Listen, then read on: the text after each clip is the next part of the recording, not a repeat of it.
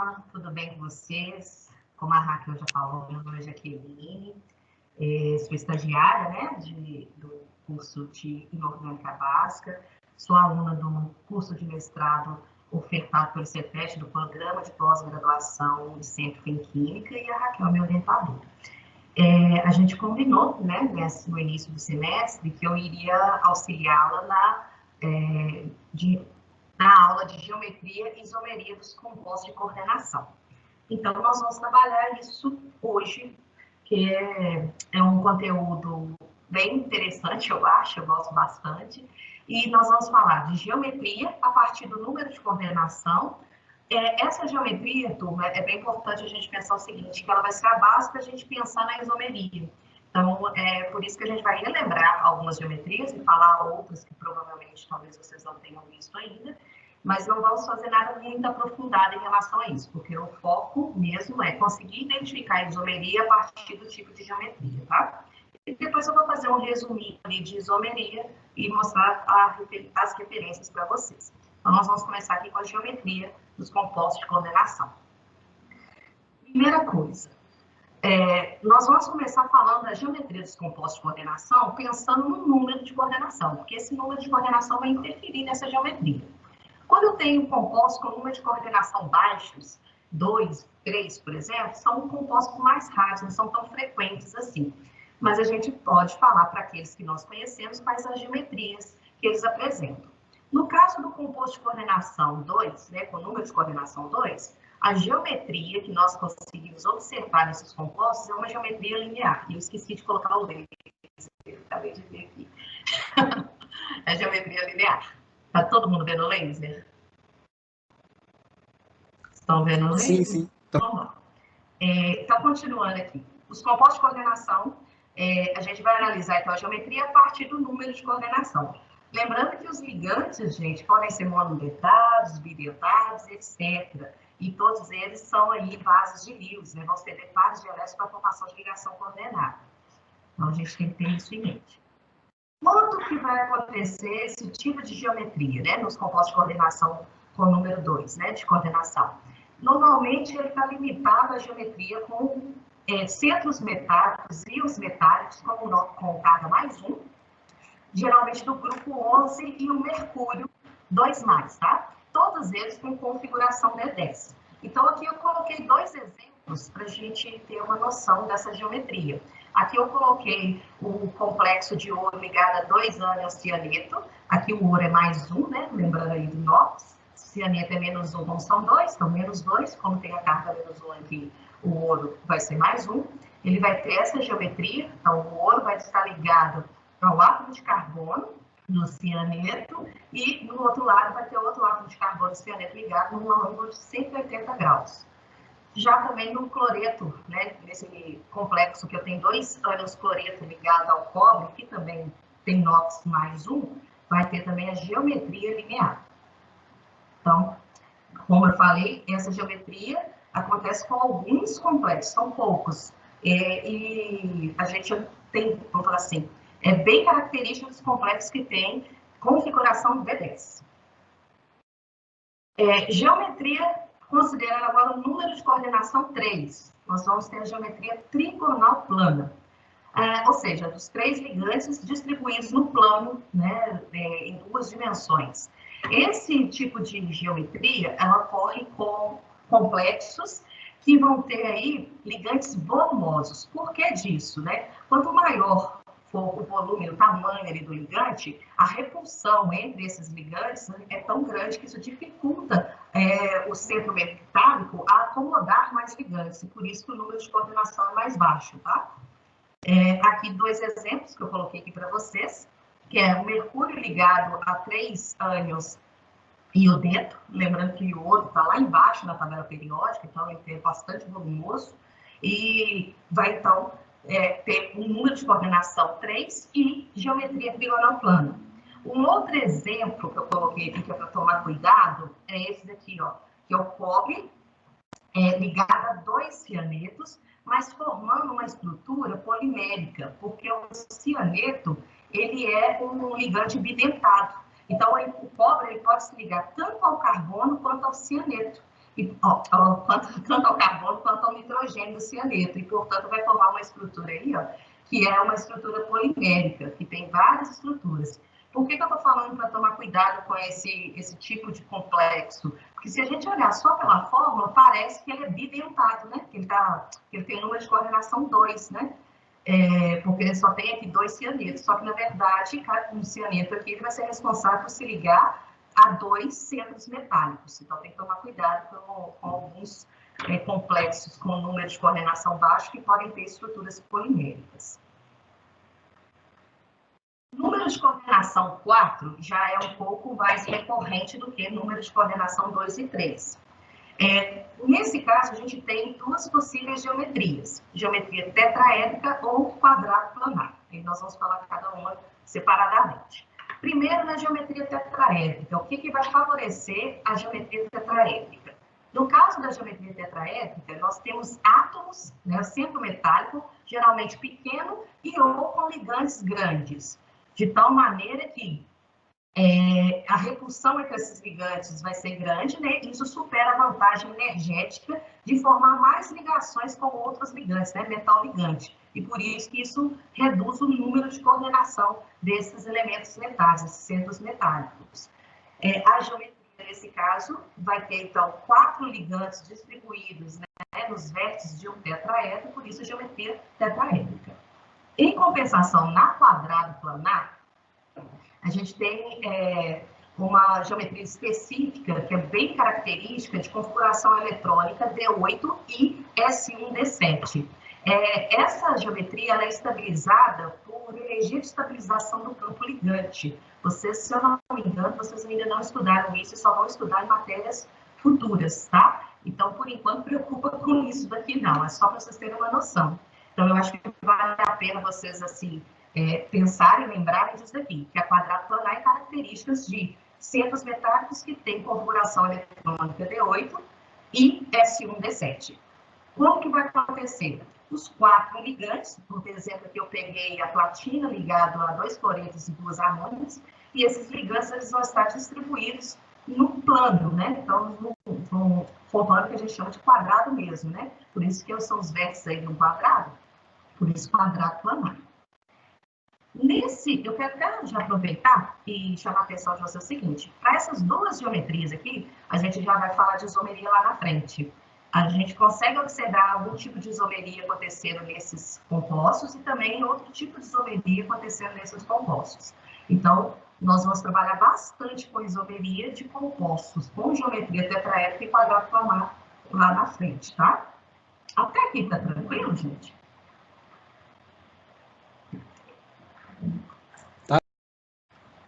Tá? Então, qualquer coisa vocês falam. E tá que eu tô nervosa, então eu tô falando isso para respirar de aqui.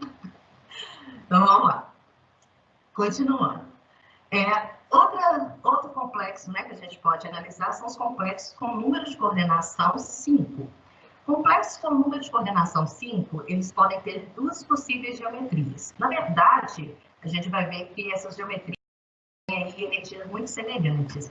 Então, acabam que, dependendo do complexo, uma geometria pode ser convertida em outra. As geometrias que nós observamos para esses complexos são a geometria bipiramidal trigonal ou piramidal quadrática. O que acontece na bipiramidal trigonal? Isso aqui é só porque eu falei com vocês, mas vou repetir aqui, ó. A energia de estabilização dessas estruturas é relativamente pequena. Então, é muito comum você encontrar o mesmo complexo com as duas possíveis geometrias ou com geometria limite entre as duas, tá? O exemplo que eu peguei aqui, ó, foi esse complexo de níquel ligado a 5 cianetos. Eu consigo verificar que eu tenho 4 cianetos aqui na base quadrada e um para cima, formando aí uma pirâmide de base quadrada. Em compensação, esses ligantes também poderiam estar dispostos dessa maneira no espaço, olha, formando aqui no meio um triângulo, né? Aí você poderia conectar esse triângulo a essa parte superior, formando uma pirâmide trigonal, e o de baixo também formando outra pirâmide, por isso bipiramidal trigonal. Como eu disse, devido ao fato dessa energia de estabilização ser pequena, quando a gente tem ligantes monodentados, né, ligados ao centro metálico, em solução aquosa, por exemplo, essas estruturas elas acabam sendo bastante fluxionais. O que é isso? Uma se converte na outra. Essa conversão é chamada de pseudorotação de Levy. Essa pseudorotação ela ocorre da seguinte maneira. Aqui eu tenho, por exemplo, a geometria bipiramidal trigonal. Esses ligantes, então, eles podem vir para essa região, tá vendo? Que eles vêm aqui para a esquerda e forma a geometria quadrado planar. Só que depois ela volta de novo para a posição original, formando novamente a bipiramidal. Então, uma se converte na outra. É claro que isso quando eu tenho ligantes monodentados. Se eu tiver ligantes bidentados, isso vai tornar essa estrutura mais rígida, então não tem como ocorrer essa conversão. O que mais que eu queria falar aqui? Aproveitando, como essas geometrias conseguem perceber que uma coexiste com a outra, né? Elas sofrem esse processo, né, de transformação. Na prática, a gente não fala muito de isomeria para esses compostos, porque na prática é tudo a mesma coisa, porque um se transforma no outro. Tá? Então, na prática, para a isomeria, a gente não vai falar de número de coordenação simples, a gente só vai falar de número de coordenação 4, que vai formar estruturas bem diferentes. Ok? Ok. Tá bonito. Sem problema. Se eu estiver indo muito rápido, também vocês me avisam. Porque, assim, é força do hábito. Agora, essa daqui já é uma geometria, vamos falar assim, um número de coordenação que vocês vão trabalhar bastante. Vamos falar assim, esse número de coordenação vocês vão observar com muitos complexos, né? Por exemplo, a maioria dos exemplos que eu tenho certeza que a Raquel já passou para vocês, então, nas listas, por exemplo, vários deles têm geometria octaédrica e alguns prisma trigonal ou prismática trigonal, que é a mesma coisa, tá? Então, esse número de coordenação é bastante comum, e essa geometria octaédrica, ou pequenas distorções de um octaédrico, corresponde à maioria esmagadora dos complexos hexacoordenados. Então, assim, a maioria esmagadora dos complexos que tem número de coordenação 6 vão ter geometria octaédrica ou pequenas distorções dessa geometria. Esse arranjo é o mais comum para metais com configuração desde D0 até D9, então por isso que é bastante recorrente aí nos exemplos. Peguei aqui nesse caso aqui eu peguei o complexo que tem 2 cloros ligados ao cromo, 2 cloretos, né, ligados ao cromo e 4 moléculas de água. Aqui eu consigo perceber que as moléculas de água e os cloretos estão no vértice de um octaédrico. Nesse caso, eu coloquei essa imagem aqui do lado, só para ficar mais fácil a gente ver a formação desse octaédrico. Né? Então, você tem aqui 4 ligantes no plano que eu vou chamar de base, um para cima e outro para baixo. Quando eu conecto esses ligantes, eu tenho a formação da estrutura de um octaédrico. O que vai ser a geometria prisma trigonal? Quando que vai ocorrer essa geometria prisma trigonal? Essa geometria prisma trigonal ou prismática trigonal, ela ocorre com complexos normalmente sólidos, que tem esse daqui, ó, de molibdênio com enxofre, de tungstênio com enxofre, e alguns complexos de forma geral aqui, que tem um metal S2C2L2,3. Ou seja, a gente pega aqui esse ligante bidentário formando esse complexo. É raro essa geometria, e uma coisa que eu não coloquei aqui, mas eu acho que vale a pena a gente ressaltar, que essa geometria, ela é favorecida quando a gente tem ligantes perdoadores muito pequenos ligados ao centro metálico, ou ainda quando a interação ligante-ligante é favorável de tal maneira a impor para esse complexo essa geometria prismática, tá? Em geral, essa interação ligante-ligante, ela é favorecida quando esse ligante apresenta átomos de enxofre. Então, por isso que nesses exemplos aqui, a gente vê todos eles com enxofre. Nesse caso aqui, eu peguei, então, como exemplo, o complexo de tungstênio ligado aos radicais metil 6. Nesse caso, os 6 estão aqui na parte superior. Detalhe que os ângulos aqui, ó, não são iguais e também os comprimentos de ligações são diferentes. E isso que faz com que a geometria fique prismática trigonal, né? Então, a gente consegue ver aqui que a gente tem 2 bases aqui, ó, triangulares, formando, e bases aqui, ó, faces retangulares, por isso forma a estrutura de um prisma trigonal. Até aqui, então, tá tranquilo?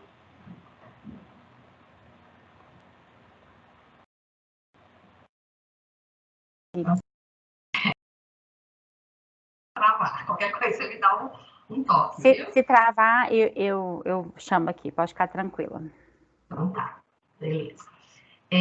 Agora, eu vou comentar com vocês algumas geometrias compostas com números de coordenação mais elevados, mas essas geometrias são mais raras e não é foco de estudo hoje, né? Pelo menos nessa matéria que vocês estão cursando. Mas é só para vocês terem uma noção das outras geometrias. Então, por exemplo, complexos com... antes, tinha esquecido disso. Que eu falei que a geometria octaédrica, ela pode sofrer algumas distorções. Aí, aqui é só para mostrar quais são as distorções mais recorrentes, tá? Por exemplo, quando... essa ocorre devido ao efeito de empacotamento, então na fase sólida. Existe a distorção tetragonal, que é a distorção mais comum que acontece nesses complexos. Ela acontece quando eu tenho dois ligantes na posição trans. A gente ainda não falou de isomeria, mas a gente pode pensar que na posição trans, um ligante está no lado oposto ao outro, tá? Então, eles ou se afastam ou se aproximam. Esse é chamado de efeito Ion-Teller, que também eu acredito que vocês vão estudar mais para frente, quando for estudar teoria do campo cristalino, tá? Então, se bem que não sei, já estudaram isso, Raquel? Não lembro.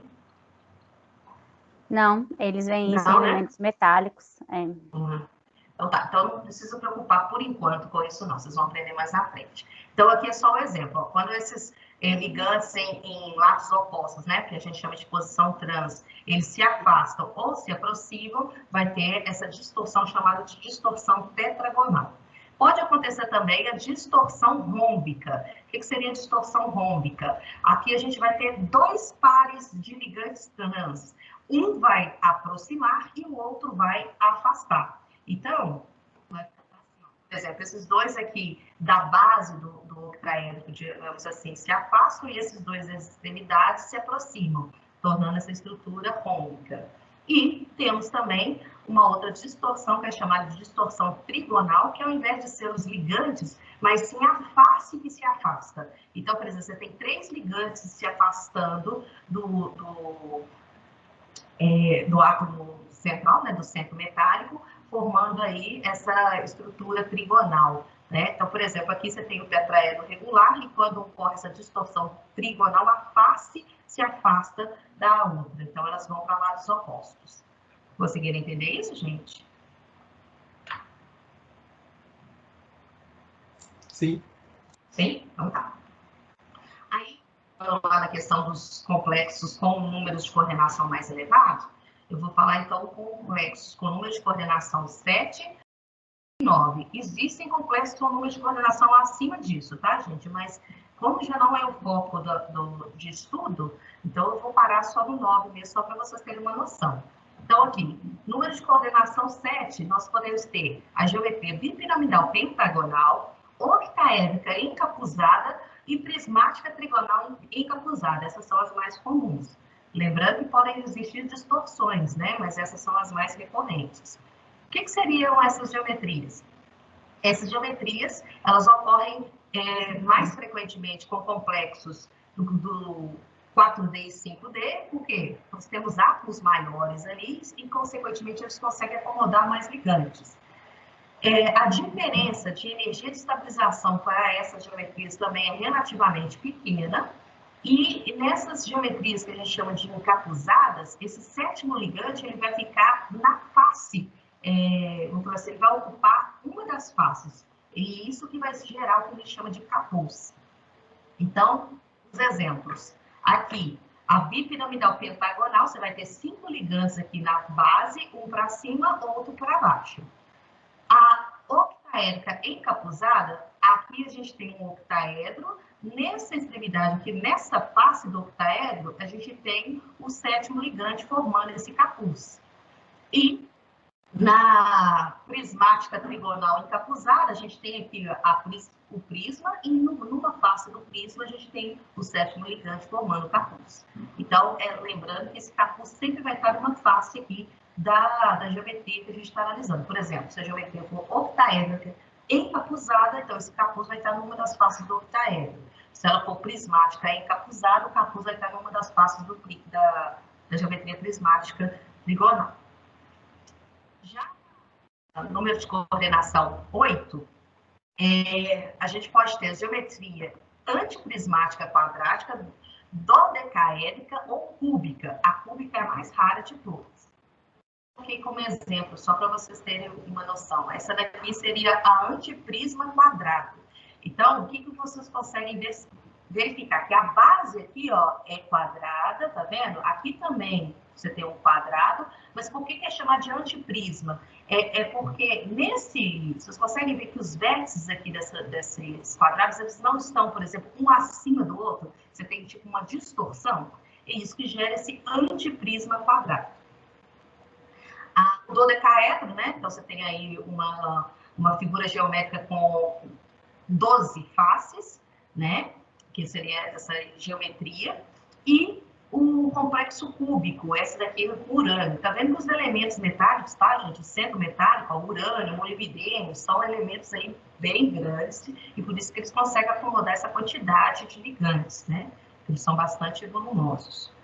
E número de coordenação 8, que é um número de coordenação importante aí para a gente entender as estruturas dos elementos do bloco F, mas como não é o foco, a gente não vai falar muito sobre elas, tá? Quais são as geometrias? Prisma trigonal, tri-encapuzada e antiprisma quadrado mono-encapuzado. São as geometrias mais comuns para número de coordenação 9. Aqui eu tenho a prisma trigonal tri-encapuzada. Aí é mais difícil de visualizar, né? Muita ligação. O que a gente consegue ver aqui, ó? Que prisma trigonal, deixa eu ver se eu consigo mostrar de forma mais fácil aqui para vocês. Porque aqui, ó, a gente vai ter uma face do prisma. Você tem aqui o prisma trigonal, tá aqui, ó. Não sei se vocês conseguem visualizar. A imagem, eu acho que não ficou muito boa. Deixa eu tentar fazer aqui, para ficar mais fácil de vocês verem. Considere esses 3 ligantes aqui formando a face superior e esses 3 ligantes aqui formando a face inferior. Aí você vai ter no meio de uma face aqui um capuz, outro capuz aqui e lá atrás mais um capuz. Por isso, encapuzado.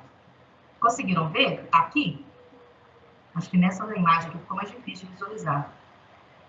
Deu para entender aqui onde ficam os capuz? Eu sim. Deu? Se quiserem, eu desenho com a caneta aqui também, se vocês acharem melhor. Deixa eu tentar colocar aqui com a caneta para ficar mais fácil de visualizar, porque eu acho que ficou ruim para ver. Aqui, ó, por exemplo, seria aqui e lá embaixo, aqui, ó, formando a prisma, por exemplo. Ixi, foi ruim. E os capuz estariam aqui, outro lá no fundo e outro aqui do outro lado. Acho que não ficou muito bom, não. Acho que não ajudou muito, não, mas deu para ter uma noção, né? E deixa eu só ver um negócio aqui, deixa eu voltar, porque essa caneta é difícil de... Ô, Raquel, você sabe... já sei. Eu tô querendo tirar o negocinho aqui, que tá tampando o exemplo. E também a gente tem a antiprisma quadrado mono encapuzado. Essa daqui já fica um pouco mais fácil de ver nessa imagem, ó. Você tem aqui o quadrado na parte de cima, o quadrado na parte de baixo e a antiprisma, porque os vértices aqui desses quadrados estão defasados, né? E aqui em cima eu tenho o capuz, né? Que está no meio aqui dessa face quadrada. Então, antiprisma quadrado mono encapuzado. Como eu falei, essas geometrias, elas não são muito comuns, principalmente para elementos do bloco D da tabela periódica, né? São mais comuns principalmente para o bloco F, e por isso não vai ser o foco de estudo hoje aqui. Aí, eu tenho um aí.